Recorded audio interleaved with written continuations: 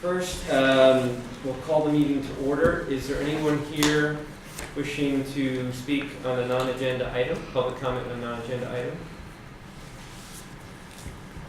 Okay, do I have a motion to approve the agenda? Motion to approve. Second. Second. Thank you. So it was Julie and Joe. Yes. All those in favor signify by saying aye. Aye. Opposed? Good. Okay. We have meeting notes of the April 23rd meeting, it looks like, attached, or in your packets. I want to thank Dr. Korn for being here yesterday at 102 temperature, so Cynthia, you might want to move. Oh, yeah. Yeah, we should. That's why I sat at the end. You don't have a Feel any better? personality. That would No, be the seal I of don't approval think. in the movie. Okay, we'll get you in and out of here as quickly as we can then.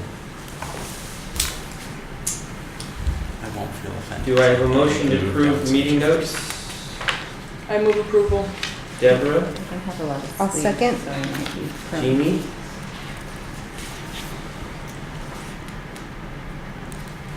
Discussion? We're going to rush it, so if you need a few more minutes, just let me know.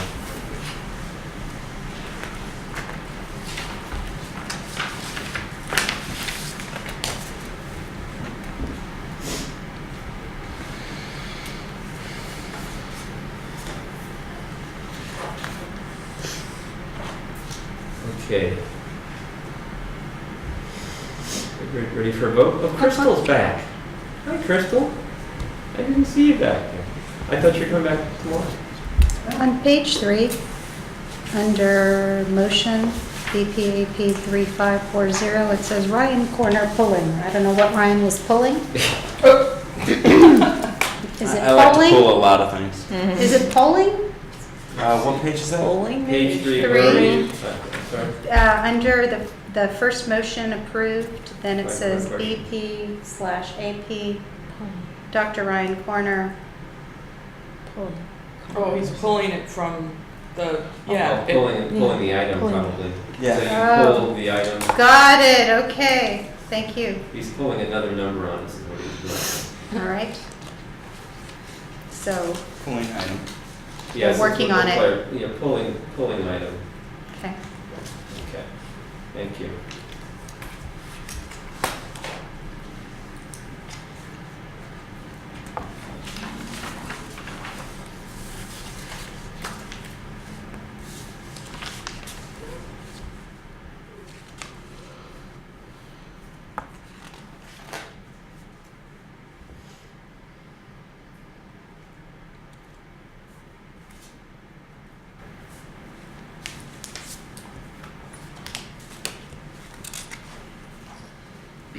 Any other comments?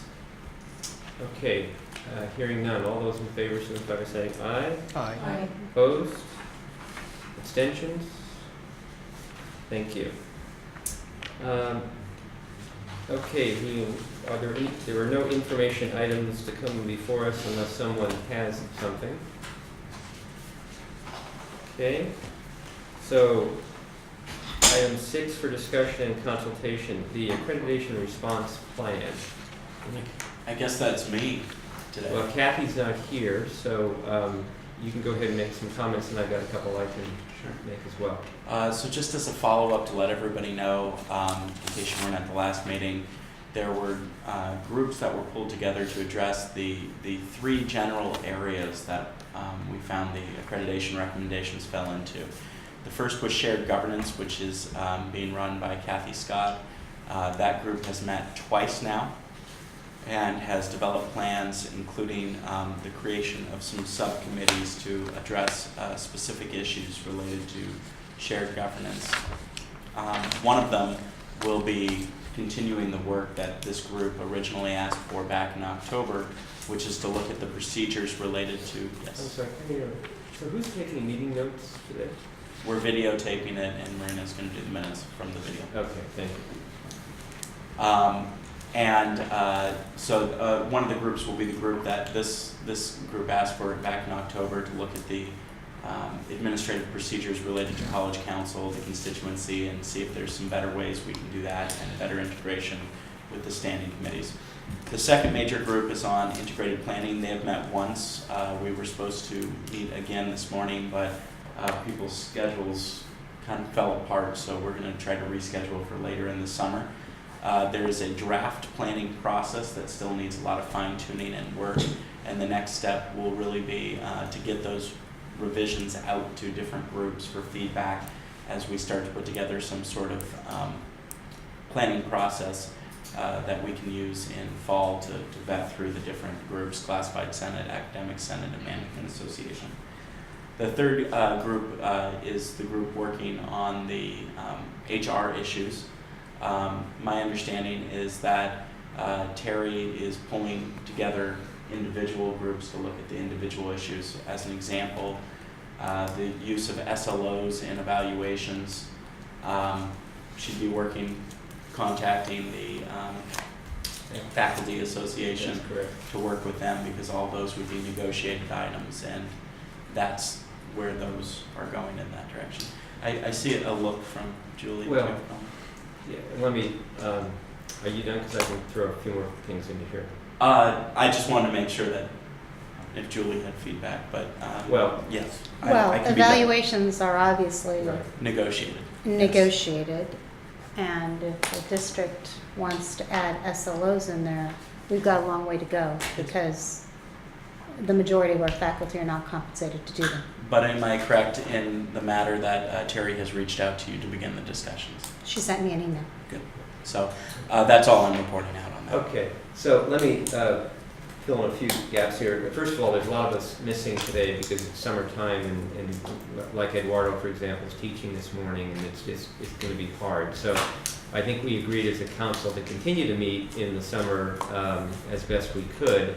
But always when we get to a point, it's a major point that we feel we need more input into, it would be my recommendation to Dr. Verdeen, who will obviously take over on this effective July 1, that we defer certain conversations until we have the amount of representation that we need. And my guess is that he would certainly agree with that. Beyond that, just to augment a little bit of what Ryan has said, there's been a lot of work being done, if you will, behind the scenes, but actually also in a very visible way on preparing for the accreditation determination that will be coming our way in, roughly a month, by the first week in July. And so these three committees, or these three task teams, or whatever we want to call them, that Ryan described, are the three major areas that we believe the report is going to, or the determination is going to speak to in terms of the recommendations. And we believe that because we've seen 2 or 3 drafts now of what will be the report that the commission actually makes a determination on, the exit report done by the visiting team. On June 4th, Eduardo Cairo, Valerie Foster, and now Kathy Smith will be going. Kathy Scott. Kathy Smith was our chair, our visiting team chair. Kathy Scott will be going up to Oakland, where the commission is meeting. I will be doing a 5-minute presentation regarding the work that we've done since the visiting team left us on March 5th, and we'll speak to a few other items. The idea of having Eduardo and Valerie go is to show the solidarity between the outgoing Academic Senate leadership and the incoming Academic Senate leadership. Unfortunately, Dr. Verdeen cannot join us. He was scheduled to join us on the 5th, which was the first day that we had assigned. But upon learning late last week, that the date had been changed on this, Dr. Verdeen called me immediately, apologized profusely, but indicated that as he's exiting Fullerton and exiting the North Orange County Community College District, he had meetings that day that he just had to attend. I told him not to be concerned, that we would ask Kathy Scott as our ALO to join me and go do that. The idea was to have the outgoing interim superintendent president and the outgoing academic senate president and the incoming new superintendent president and the incoming, and show solidarity and all that kind of stuff. So we'll be able to do that 3/4 of the way, so to speak. And I'll certainly mention why Dr. Bernini can't be there. Anyway, so we do that on June 4th, and by July 4th, if you will, we'll have our determination from the commission, and we'll all get to work. And these 3 task teams that Ryan described are the teams that will deal with the recommendations, knowing full well that on the recommendation that actually specifically speaks to SLOs and what they need to be and how they need to be evaluated and all that kind of stuff, it will have to be something that we negotiate with the faculty association, since it does impact working conditions. So that might be a memo of understanding as we work towards that. We effectively will have 6 to 7 months, Ryan, right, to get the report done, our follow-up report done. Well, we are assuming that we will probably be given a 1-year follow-up, which means they would come back in March. It wouldn't be the full team, it would just probably be a handful of the members. But similarly, they would need a follow-up report prior to that. So when you start backtracking when the board will approve it and when Senate needs to approve it and go through that entire process, yeah, it's about 4 to 6 months. Right. So we have, the reason why we've been working on this, since basically March 6th, is because we knew it was coming. And this, and by the way, there will be a follow, whether we are reaffirmed with conditions, whether we are placed on warning, or whether we end up on probation, there will be a follow-up report, there's no doubt about it. So we had to gear up, and we have to continue to do that, and so that's what we're doing. So, as some of you may know who have attended board meetings, every board meeting we provide an accreditation update. And so Kathy and Stephanie Fleming have been doing that primarily with the assistance of Ryan and others as needed. So anything else on the accreditation response plan and what we're doing? Not unless there's any questions. Bob, you said it was July 4th is the release? Well, basically, it's the first week in July. Okay. So essentially, a month later, give or take, we should have the report findings. They're pretty good about getting it within 10 days at this point. Yeah. So pretty quick. Okay, institutional effectiveness program initiative goals. Yes, so this is coming back at you, and I have a handout here. The last time this group met, they approved recommended targets on 4 areas. I'm just gonna... and they asked for planning and priorities to also look at it and give input. And the reason it's coming back is because planning and priorities had one suggested change that this group needs to approve. So I'll go through this very succinctly. The first required area is the fund balance and audit findings, which this group said 12% for the short-term goal and no findings for the short-term goal. Planning and priorities agreed, so no action needs to take place on that. For accreditation status, obviously our goal is reaffirmation. Planning and priorities agreed, so there's no change on that. For the short-term goal for successful course completion, this group had suggested trying to get back up to 72.7. Planning and priorities suggested, since these goals are supposed to be aspirational, setting the short-term goal at 73%. So what I'm asking this committee for is whether or not they agree to that modification to set the short-term goal at 73%. So, question, aspirational, I agree. I assume that it's because of the number of students we have that we don't go beyond, 0.3 additional. That's the whole point. It's not. 72.7 versus 73. I see 72. So where's that, where was that 72, so the numbers? 72.7 was the original goal set by this committee, Oh, I'm sorry. which was our misunderstood. high point in 2012, 2013. Right, so then my question is, and I'm sure there's a good reason, why only 0.3? Why not 74%? It's a whole percent away from last year. Yeah, Because last year we were only at 72. Our students are more and more underprepared and less English speaking. so that's the answer I was looking for. So I think 73 is It's pretty wildly aspirational. And I would wonder also, And that's, by the way, that's the exact reason why I asked the question. I think everybody needs to understand that. Sorry. we were very aspirational with our SB 1440 degrees. And then remember, we were on the bad list because we hadn't met our target, when actually we were second in the state with the most ADTs approved. It's just that our target was set so high and we didn't meet our aspirational target, so we were on the bad list, even though we were really good. Right. So I think we need to take that into consideration.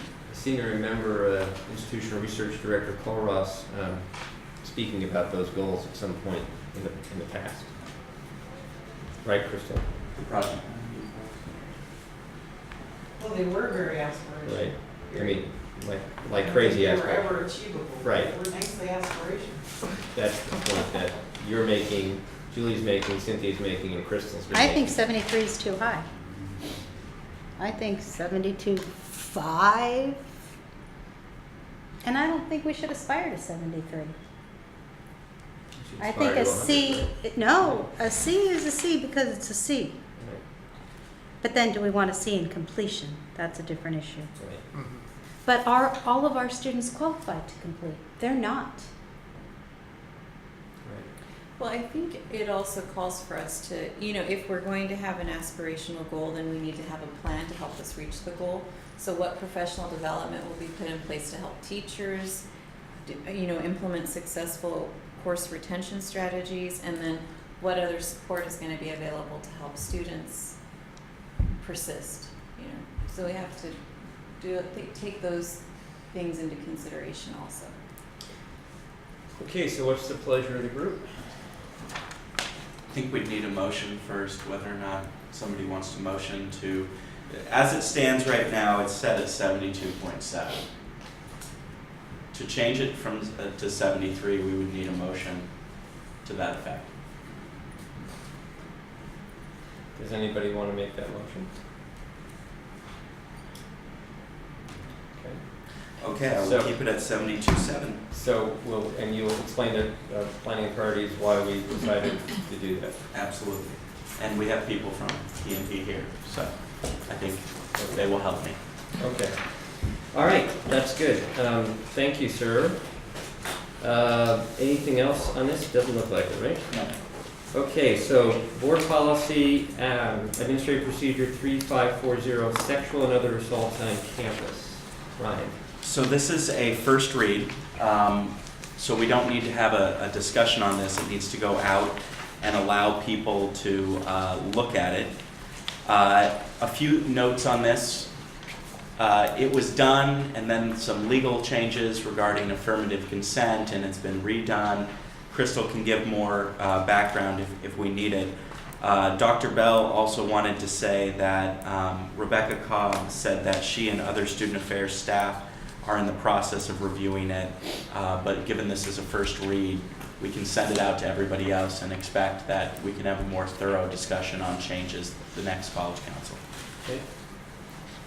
Does this policy say someplace how soon we will publish for all students to know what is going on this campus immediately after an assault on campus?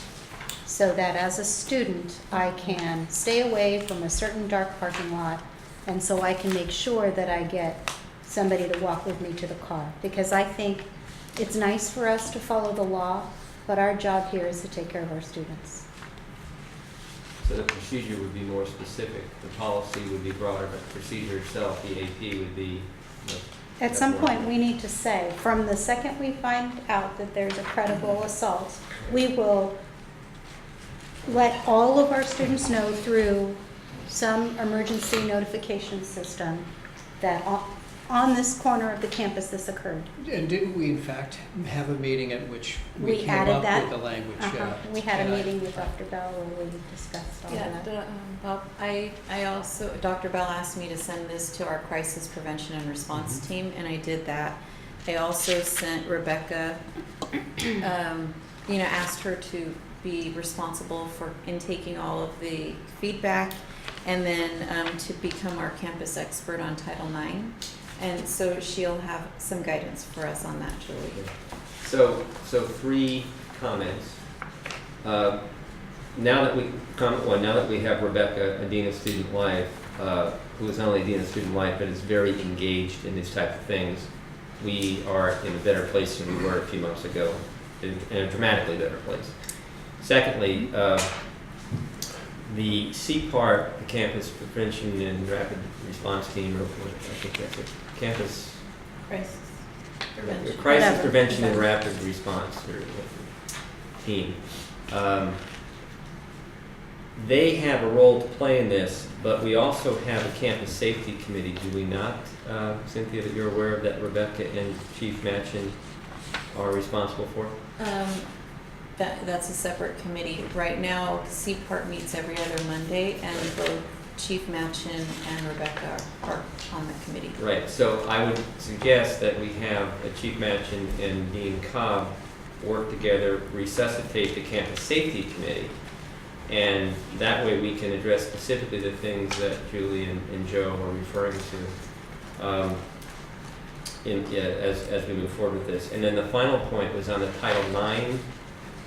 We have in the budget, and will be advertising soon, a Title IX coordinator for the campus, a management position for the campus, which will have responsibility not only as it relates to our general student population, but also our athletics programs and the myriad of things in which Title IX refers to. And Title IX becomes a more complex and ever challenging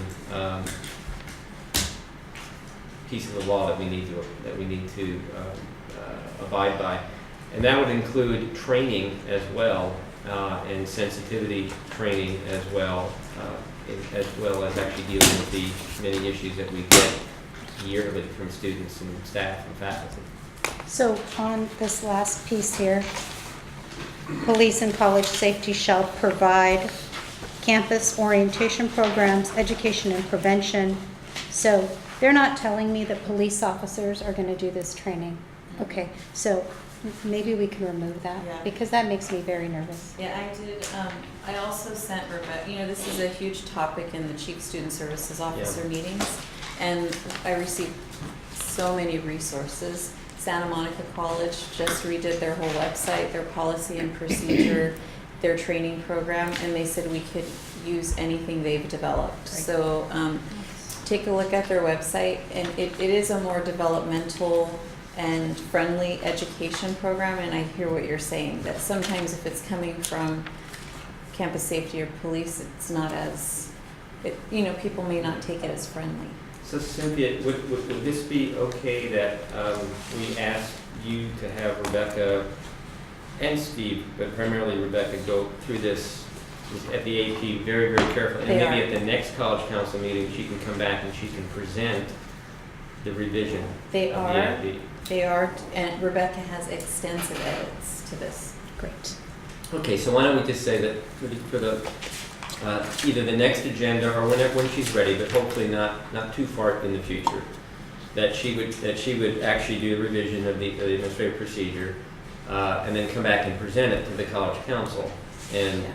give everybody an opportunity to thoroughly understand it. I did ask Rebecca to be sure to meet with Crystal so that we are not straying too far from CCLC model policy. Okay. The So policy. that was our next step. So she's made her extensive edits based on Title IX regulations.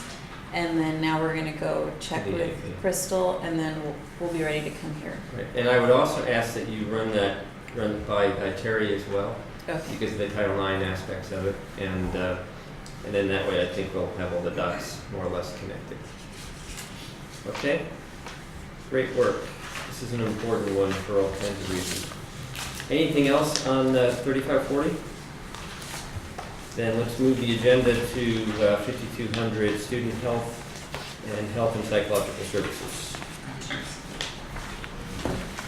Okay, this is a policy and procedure that is being put forward by Student Affairs. And I had Laith Shamus, our interim director of admissions and records, work on this. This results from the dual enrollment program efforts where we have our high school students taking classes at the high school site. This year we had 97 freshmen enrolled in career exploration classes. I don't know how many of you are aware, but with the new SSSP regulations, all students must declare their major by the time they earn 15 college applicable units. And that's a lot of pressure for students to figure out what they want to major in 15 units. So we're starting career exploration early, and that way we can work with students in high school, and then they'll arrive here with more of an idea of what they want to study. Well, what we found is that each of those high school students were being charged how much? $24. For high school students, it's expensive. And I asked Solomon Davila to please absorb the cost through his grants. But what we found out is that as a college, we have the opportunity to waive these fees for students while they're participating as these special part-time students in dual enrollment. And so that's what this is regarding. And that's the only edit. So I'm a little confused. So the board policy, student health services, doesn't seem to speak to what you just said. I think it's in bold right here on page. So is that the administrative procedure? It's the Yeah. AP. Okay, but does it have to be stated in the board policy though? Crystal said no. The only Okay. changes we made to the BP portion is the lineouts that you see to the legal authority. Oh, yeah. Right. Okay, so Crystal, it doesn't. Is that, so that's the answer to that question? Yeah. But for being in the AP, So this year, grant dollars paid for the fees for the students, and it totaled Little over 3 million. For the $3,000. fall, spring. so it's about, this was a $3,000. Expense because we had to follow our policy. But if And- we make this change, then the college can use that money towards other things. Well, if the college won't be charging the fee. Right. So Laith, first of all, thank you for all this good work. So you've reviewed the relevant ed code sections, Yes, and we have the authority to waive if we want to. right. I gave a copy to Dr. Lebo. Yep. To that effect. Okay. Do we provide health care for those students? No, No, that's the idea. It's off campus. They never set a foot in on campus. That's why we are able to do. And we can't really without a parent anyway, right? Because they're underage. right. We would need minor consent, yeah. So, I'm probably getting too much in the details, but then how is that enforced? Is there something on their ID card that says that they don't? Right, we are not issuing ID cards that students can utilize on campus to Mhm. the high school students enrolled in the dual enrollment program. So if a student is doing another class on campus, That's different. then they will have paid for that class? That's why concurrent enrollment is Yep. not included in this, because concurrent enrollment, although the same class as dual enrollment, but they do take classes on campus, Mhm. and they do get IDs and And pay the so. fee? Yeah, it says which are offered at the high school, Yeah. yeah. So, I'm just asking for if they do both. 'Cause Right, there then will they'll be have some to who pay. will do both. Yeah, once they register for one class on campus or online or anything like that, they will be charged that fee. so student health fees are exempt for, quote, special part-time students. How are they defined? Where are they defined? We have a cohort code and banner that distinguishes them from other students. So what is a special part-time student? It is A dual enrollment? dual enrollment So it's a student. dual, so can we say student health fees are exempt for special part-time students defined as in the AP, in that bold. If someone's gonna ask a question, or what's a special part-time student? The reason we use that language is because that's how it's referenced in the California Ed Code as special, dual enrollment students are special part-time students. Okay, but can you put an EG, dual Sure. enrollment students, Well, dual enrolled high school students? This one is specific to dual enrollment, Okay, so, not to all, because special part-time student is also concurrent enrollment who are on I campus. thought, They are the same, it's an umbrella for like three categories. so I think Dual this, enrollment, concurrent enrollment, and middle college. so I think this may need to be changed. Student health fees are exempt for dual enrollment high school students. Because Well, that's, it says special part-time and for classes designated as dual enrollment courses. oh, so the definition actually follows. Right. Yeah. Student fees are exempt for special part-time students enrolled in courses which are offered at the high school and are designated with, okay, all right, so I'm sorry. Is that Dr. Fiona? But if Crystal says we don't need it, why are we putting it here? Well, we don't need it in the board policy. We need it in the That's what I'm administrative saying. procedure. Yeah. This is the procedure. Sorry. Yeah, we I'm Okay. still not clear. You've explained it 75 times and I still don't. I have a question. Yeah. Does Banner recognize, because of the CRN, which are to be charged the fees and which are not supposed to be charged the fees? Yes, we have worked out a process where the fee is actually on the CRM. Okay. So if the student registers for that particular CRM, the fee will not be charged. But as soon as they register for other CRMs, then that fee will be applied. Yeah, and also we have the students in a cohort code, so that will be the double reference to the student, so we ensure not to charge that specific student any of those fees. If I have to bring this back to my group for review, is it possible for you to write up a rationale? Because I don't think I can explain it as eloquently as you just did. Uh-huh. I'd Yes. appreciate that. Yep. Thank you. Uh-huh. Great.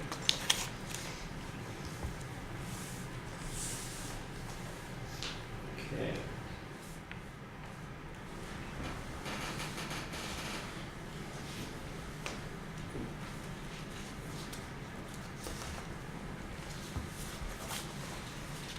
I know I may be beating the dead horse here, but student health fees are exempt for special part-time students designated as high school dual enrollment program students. It just makes it real clear right out of the gate. You don't have to read the second half of the sentence. Okay, I'll give this to you. thank you. Student health fees are exempt for special part-time students designated as high school dual enrollment program students. Does that work? Right? Yeah. No. The courses, You need them, courses offered at The the high high school. school. right, courses So offered, that's yeah, specified. right. So I think at The the last. reason we're waiving the fees is because they don't attend physically on our campus. Actually, I think it reads fine. Yeah. It is. Very clear to me. All right, leave it alone. Okay, anything else on this topic? So do we need to move and approve this?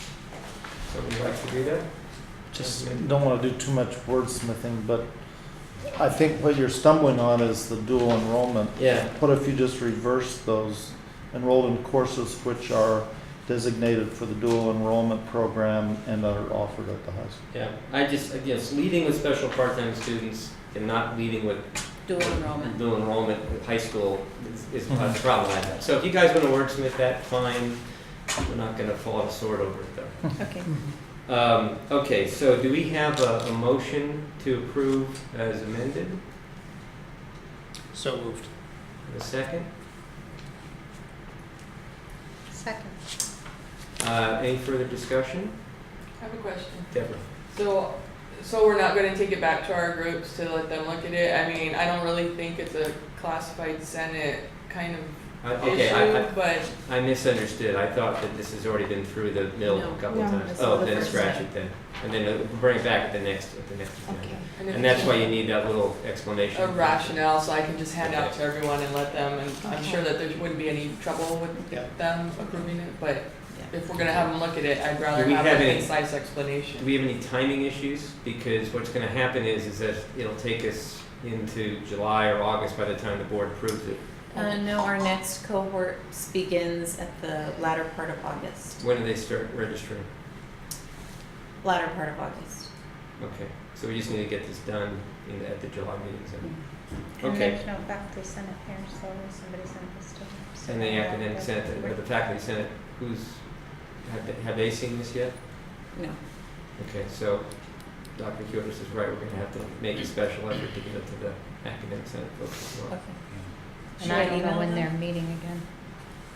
Are they having another meeting? I think they have one more meeting scheduled, Oh, unless they okay. already, unless it was, Then I can email Eduardo. I'm just concerned we're gonna bump up against registration and we're gonna have a mess again. I mean, it'll be another $1,500 bill for Solomon. Okay. All right, we'll move on then. Okay, so we'll re-agendize this and hopefully at the next meeting we'll be able to move this forward. I have June 15th on Oh, the okay. calendar, so Okay, I think they are meeting on June 15th. great. Thank you. Good, all right, moving on to summer meetings. So I guess the question is, are we gonna have summer meetings? Is that the question, Ryan? Yeah, I think it would be good to have at least one more summer meeting. Wade, thank you very much, sir, Sure, appreciate you're it. welcome. Preferably when our new president comes on board so that he can at least be introduced to the committee before fall really starts creaming everybody. Okay. Mhm. All right, so we'll get them on the calendar. Do we want to do a meeting in August, or just maybe we want to waive August and just meet in July? Or, you know, we got vacations and everything else we're dealing with, so. August gets most scattered for schedules and also the kind of the build-up to school starts. We have one scheduled for the 27th of August right now. Okay, all right, so we'll keep it. Okay, appointments of standing committees. Deborah. Hold on, wait. Oops. Are we canceling June and July, or are we keeping July 23rd's meeting? I thought we were going to keep all the summer meetings that are scheduled. Is that correct? June 2? We could, but we're not seeing much of an audience here. Okay, so what's the pleasure of the group? Do you want to meet in the summer or not, or do you want to cut? I mean, if you're not seeing much of an audience in June, the chances of seeing an audience July is in worse. July are probably just as sketchy. August we will, because we're all back at work, What's in the that date of the sense. June meeting? But you know, we are getting work done now. Well, It's a small group, but. these policies coming through are 25th. urgent, aren't they? Yeah. Shouldn't they be, I won't be here. we should at least have a Let's check. meeting in June, I don't know about July. Oh, you're, Yeah, well, all right, so let's leave them on the calendar for now. I think Dr. Einhorn is correct. We might as well, we can always reconsider July at the June meeting. Okay? Okay, so now, Deborah, appointments to standing committee. Okay. So thank you for rolling this over from the last agenda. I'm gonna give you guys a handout that'll pretty much do the talking for me. If you look at the handout and have any questions, let me know. As the Vice President of the Classified Senate, it's under my purview to do committee appointments. And I think that for everybody, well, let's go back historically. It used to, all of the standing committee appointment information used to be held at College Council by whoever was performing the clerical duties for the council. That if you were a person making appointments to standing committees for the College Council, you could call the secretary and get a printout and ask questions. It seems that we don't kind of have that set up anymore, and it's problematic to get information that when you're trying to do the committee appointments. So the Classified Senate is proposing that we establish a format for the standing committee appointments so that all of the information would be maintained by the College Council secretary, probably, if that makes sense, and contain the mission statement of the committee, the makeup of the committee as far as how many people from the various groups, the date and time of committee meetings and the name of the chair or chairs, so that everything would be concise, it'd be in one place. If you weren't sure about it, you could have a point person to call and get that information, because right now everything's spread out and it's really confusing if you don't know the lay of the land to get this work done. And I think it's some of the most important work that the College Council does, so it would behoove everybody to have it a little more organized. Right. Completely agree. It is a bigger issue than it appears, though, because many of the standing committees do not meet on a regular basis, so they don't have regularly scheduled dates and times. That's one issue. The other thing is the makeup of the committees, since none of the committees officially have bylaws, and which is something that I will suggest when we have the shared governance committee review. It's sometimes difficult to see what those makeups are. You have to kind of go searching.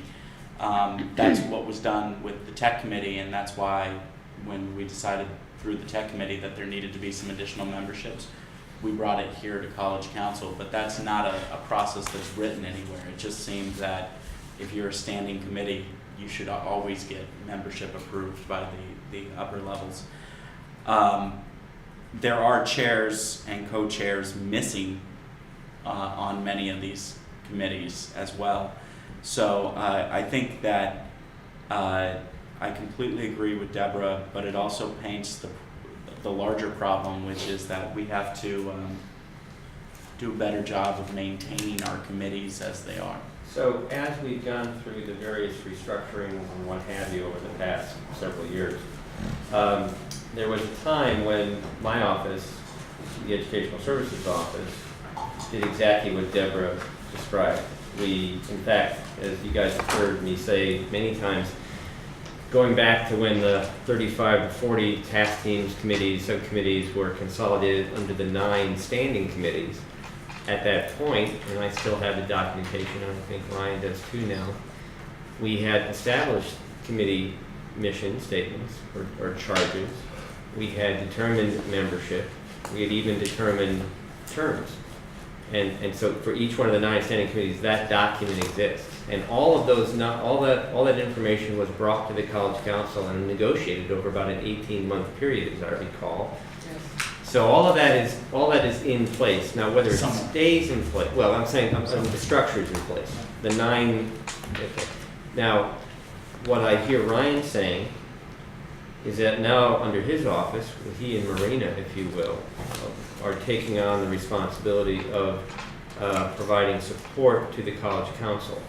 That would mean support to the 9 standing committees as well.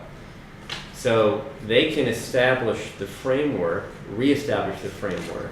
The calls can go to Dr. Corner and to Marina for facilitation.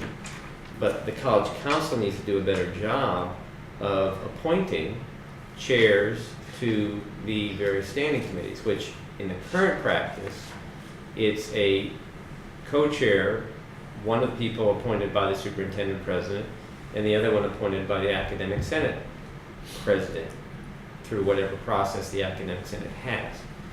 So I think if we just sort of start by going back to the future of at least that framework, and then as the subcommittees get together, the standing committees get together and they want to change their approach, they would do exactly what the technology group did, which is what standing committees used to do, is even then they would report out and bring things to the College Council for any changes, any action that they were requesting, anything.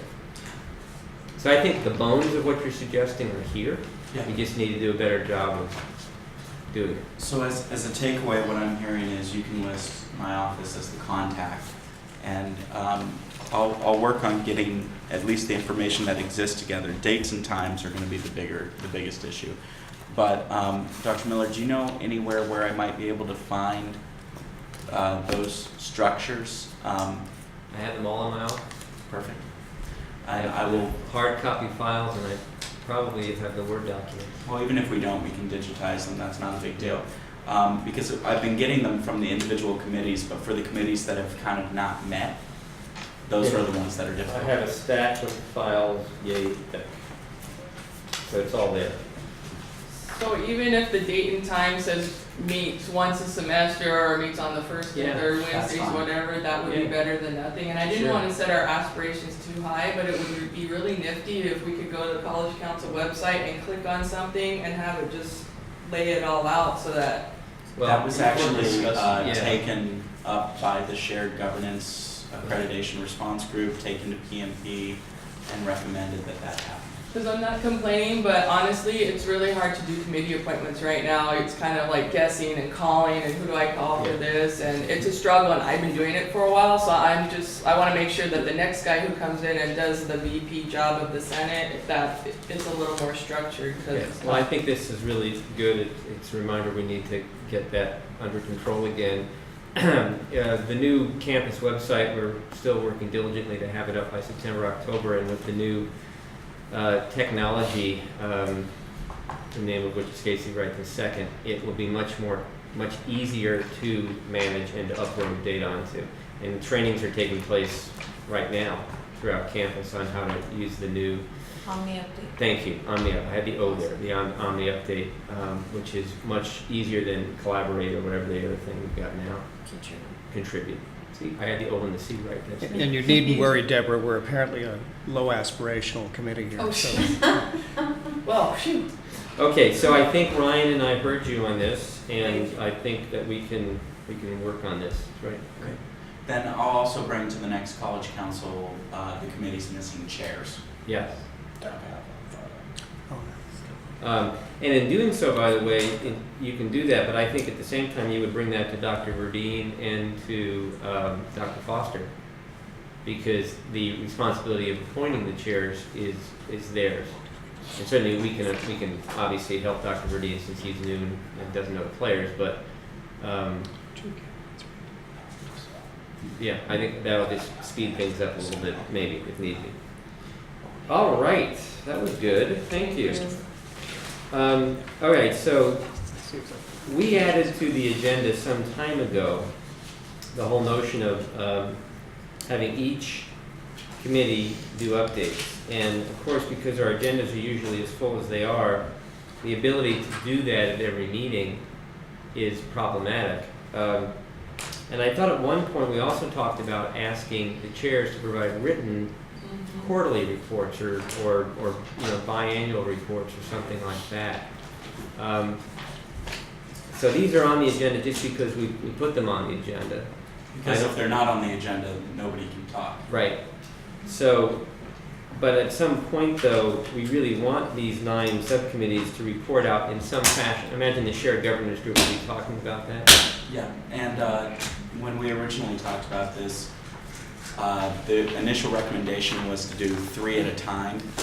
And then this group said, no, let's do them all at once. And then we came back to it and they said, well, maybe 3 at a time would be better. But then it went back to all at once with 3 at a time doing more formal type presentations. So we're drafting a schedule for the academic year where each of the committees would come in and give a formal presentation on the work they've been doing so far. And you'll notice, Cynthia, for example, the Health and Safety Subcommittee, that was kind of the one that I was referring to. Oh, okay, that's the public safety. And that would be that, my recommendation to Dr. Verdeen would be that Dean Cobb be the administrative chair of his recommendation to chair that. Okay. And then, you know, we always go to Joe Bushko, but Joe would be, if she's willing to do it anymore, but Joe would be an example of a faculty member who would be a She good told me person. she didn't want to do Yeah, it anymore. so we'd have to find, Yeah. but one of the nursing faculty and Amanda health Hahn, faculty. Amanda Hahn, she's a new faculty. Okay, Mhm. sure. That would be good. Yep. How can we distinguish quickly between the two, CPART and the Health and Safety Committee? Is one more operational and one more? CPART is crisis prevention Right. and rapid response team. Okay. I would also say it's a trend across the country Yeah. for every college to have a BIT team. It's a Okay. behavioral intervention team. And then the public safety committee, health and public safety committee, for example, they're the ones that ushered through the campus no smoking Right. policy. Sure. Just to, Yeah. smoking is health. Because it seemed that CPAR sometimes was meeting and playing a kind of a broader policy role rather than simply doing interventions? No, every other Monday when they meet, we talk about unique cases of student behavior. Okay, good. It was an invention of Kent Yamaguchi, and it was a fantastic invention. And it's been around for 15 years, maybe? CPART? CPART? Long time. I know this current iteration was created after the Santa Monica school shooting, the college shooting. Right. So this particular one is 3 years old. Yeah. But the concept's been around for a long time, and then also Rich Buyer. has been actively engaged, and classified staff have been actively engaged as well, and the chiefs, all of our chiefs have been on with it. It works pretty well. They do a pretty good job. And Yeah, they see messes, they get to issues before they become issues. Yeah. This year we spent a significant amount of money to send 3 of the members to the National BIT Behavioral Intervention Team training. And they're also investing in some new software, I think. Yeah, Maxient. To try and to manage these things and try to keep track. So, Jeff Lonick created some really challenging Excel thing to figure out which is helpful, but this Maxient stuff's going to help too. How are we, I don't know which one of you would know the answer to this question. How are we on psych, hourly face-to-face psych services compared to similarly sized colleges? Because it's very hard for our students to get in for It's services. a challenge. Mhm. It is a huge challenge. And I'm hoping that the results of our program reviews that Student Affairs submitted in the fall, the Institutional Effectiveness Committee will provide us our results.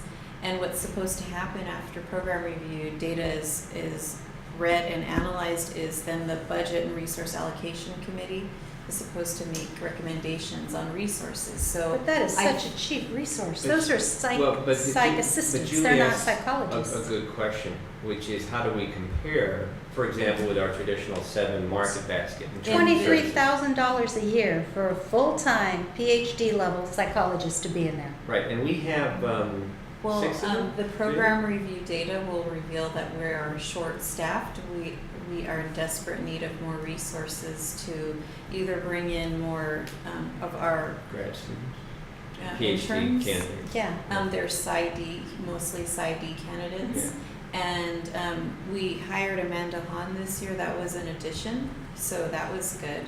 But it is a challenge, and our program review data is clearly So specifies that program review data looks at those other colleges of our Exactly. like size. Exactly, Okay, so you've done the homework, if you will. right. Because I just want to add that psychologically, as our students get further and further physically away from their families, the higher their psychological dependence on us grows. Because there is nobody to go home to, Yeah. particularly our collectivist students, because they're used to, if it's not mom, dad, brother, sister telling them what to do, it's grandparents or aunts and uncles, and now they're here by themselves, and there's nobody. They're depending on each other or us. Mhm. And kids seem to be a little less mature than past generations. Is that an overstatement or? Well, we're The higher the looking- socioeconomic status, the later the onset of adulthood. Thank you. That's a That's- statistical fact. But And also just Run to that have, there's a whole lot of parents who would love to know that. Higher the socioeconomic status, Yes. the later the onset of adulthood. to Because pro- they can't depend on you forever. And to everything. just to Just thinking of my provide 17-year-old. provide empathy for students, though. Students are in, a completely different economic situation. I mean, we're coming off of a war in 2 different countries. I mean, these circumstances that they are living in are completely different than those that we came up in. I'm not saying it is a bad thing. I personally have 2 in my house. Yeah, right. Yeah. And why do you want to go to work full time? Keep going to college. You have people here who are willing to support you indefinitely. Just go to school. Don't get a job yet. So I completely own, I Yeah, have right. personal ownership of it, Yeah. but statistically, it's just a point. Well, the phrase that I used to use, and I guess a lot of people use it, is that, we, and my wife and I, and our kids are now 31 and 34, but we raised the entitlement generation. Sure. And because we, quote unquote, provided them as much as we provided them, and for them to be in ballet and sports and this, the other thing, when it became time to grow up, they were not quite ready to grow up. Yeah, and I So will it say took a that, little longer, is my point. yeah, I will also just add that out of our 25,000 students, 70% qualify for the Board of Governors grant. Yeah, exactly. Which that means they have the highest socioeconomic need. Those challenges also present themselves psychologically. So we have it on both ends of the spectrum, is Yeah. what you're saying. Yeah, so we Requires even we more. desperately need more psychologists and more money for interns. As a matter of fact, this folder right here is for me to try and get a budget situation straightened out so I could pay $8,000 for half of the stipends for those interns for this year. Oh, so 23,000 was a reach, it's only 16,000. Yeah, it is. That was my wild guesstimate. It was good. Okay, so, good discussion. Thanks. Okay, so is there anything else on item 7 that anybody wants to speak to? I don't think we have anybody here representing these groups. Okay, so we already talked about, future meeting dates, at least for the summer we talked about. So we're just keeping them all. We're gonna keep them all for now, and then we'll wait and see what happens next month, and we might defer one depending on, we can ask the general question about people's availability in July. Okay. Any announcements from anybody around the table? Cynthia? I hope everybody read the student equity update. We did identify 9 programs to fund. It's a little over $600,000 of our $1 million funds. And the next pieces I'll be working on are to put together a job description for a student equity coordinator, which will be a management position, a social work coordinator, and I found a couple of models in California community colleges that exist. So I'm not sure, I think it'll be a classified position. And then we're paying for half of a researcher, so I need to make sure we're in the process of searching for that role so that we can spend the additional remains of this year's allocation. And then hopefully the manager will create a plan to help create a robust student equity plan. It probably will not include another request for proposal, simply because the chancellor's office in late spring said that's not the best way in their perspective to utilize these funds. So the new manager will help us figure out what is the most effective way. And the chief student services officers, we are going to be creating a regional group for all student equity coordinators to meet on a regular basis so they can share best practices. 2 quick comments and to Ryan. One, I just in general want to thank Dr. Levo and the student services staff for the incredible work that you've done all year long. And if you're not sharing far and wide, I think you are, your student services reports. Oh yeah, it goes to every group. Right. Those, I encourage everybody to read those because it just shows you really the hard work and the progress that's being made in the student affairs area under Dr. Levo's leadership and the hard work of all of our staff and everybody all the way up. It's just great to see, so it's good to see.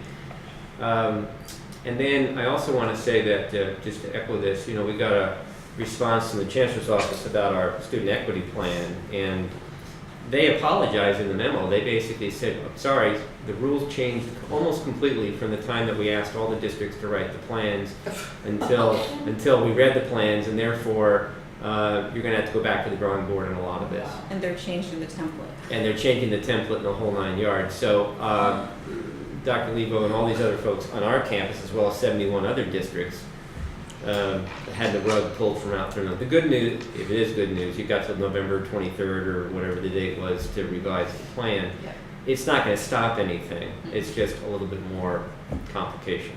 So, Ryan. Is the social work coordinator you're looking to hire an MSW? No, not necessarily.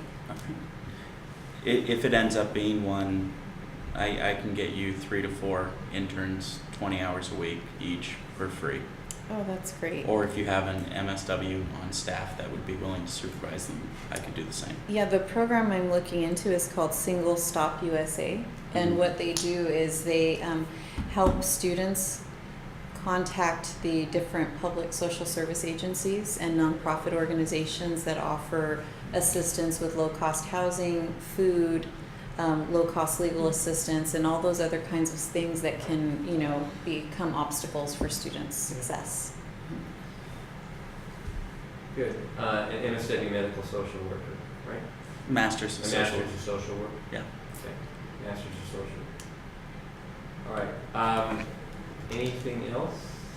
Okay, I'll just make one announcement having to do with the PCC Celebrates event, which took place a couple of weeks ago. It was a massive success. We have thus far taken in $1,141,000 in student scholarship money. When we started down that road a year ago, we were thinking $200,000, $300,000. This community just opened up its hearts and its minds and its pocketbooks in a big, big way. I'm happy to say that it was technically, it was almost a flawless event. I want to thank all of our staff for creating a magical moment out there. No matter where I go in this community, people talk about it being the best one of those rubber chicken events that they've been to in years, by far. So we're very proud of that, but we're mostly proud about the fact that we brought in $1.1 million for scholarships, of which 90% to 95% is going to go directly to scholarships and internships. The cost for the event was underwritten or subsidized by a special fund that the foundation has, that it can only be expended on efforts such as that, on fundraising efforts. And this has to do a lot with our KPCC relationship that we've had over the years. So it was one of those events that we'll have every 5 or 6 years. Because it'll take that long to kind of put the money together, but also these things are only successful by the connections that you have in the community, and then there's a lot of time that people spent, including me, in meeting with generous donors and what have you. There are lots of $25,000 and $50,000 gifts that make up that, as well as a large percentage of $2,000 and $5,000 and that kind of thing. And I think what's amazing about that number also is that I think over 70% of it has already been collected. So it wasn't just the pledges, it's actually people writing the checks. There are some of us on the quarterly payment plan, which Barb and I are, but we're good for it. But for the most part, we had some pretty heavy hitters who were writing some pretty good sized checks. But it was just a great event, and I really, the work of the facilities people, of the college safety people, of our media people, just enormous staff effort. And then I don't know how many volunteers, well over 100, I guess, all over campus doing different things. It was just a great night. So that plus our really, really, really, really great commencement. It was a wonderful commencement this year. It was a singular honor for me to be able to, I guess the word is preside over it.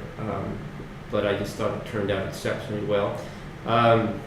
We conferred a little over 200 more degrees this year than we did last year. The number is about 2,300, give or take. We had about 900 walk. We conferred more high school diploma programs this year than ever before, 243, I think. And 176 of those folks participate.